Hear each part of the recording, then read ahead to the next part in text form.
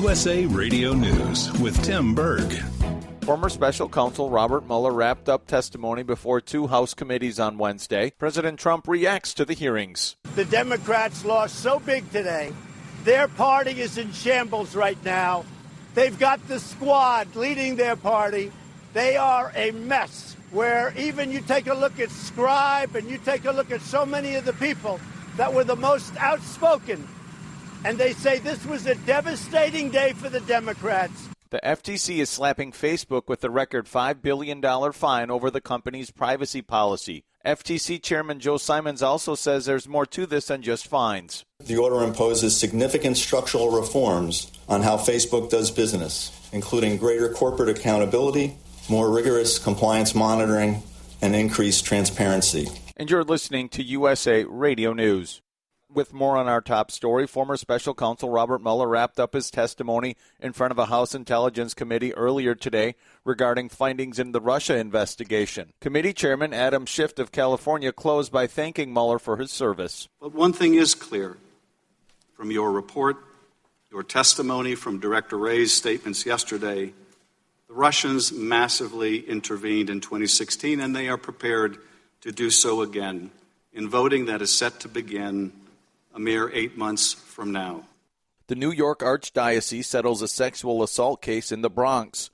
With more, here's USA Radio Network's Chris Barnes. The Archdiocese of New York is agreeing to a settlement in a case involving two sisters from the Bronx who say they were sexually abused by a well-known priest. The two say the late Monsignor Charles McDonough began molesting them when they were 7 in the early 1970s. And you're listening to USA Radio News. With the increasing threat of cyber attacks on our national security and even blackouts in some U.S. cities, many people are wondering what they need to do to be prepared. Well, I had a chance to sit down and chat with Richard Clark. He's one of the world's leading experts on security, cybersecurity, and terrorism, and he shares some tips on what you can do to prepare yourself should a cyber attack happen. I would think about it as a hurricane. A really bad hurricane, like what happened to Puerto Rico, can knock out the power for a long period of time.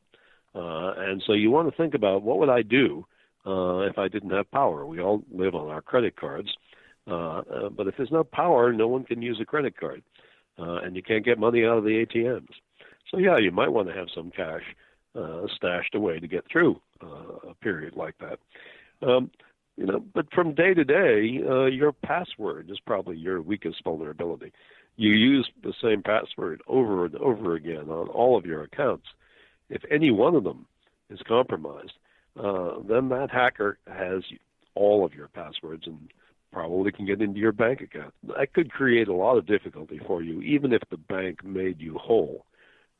So get a password manager application that will generate a different password for every account, a long, complicated one, and that you don't have to remember because the application will log you in with that password. For USA Radio News, I'm Tim Berg.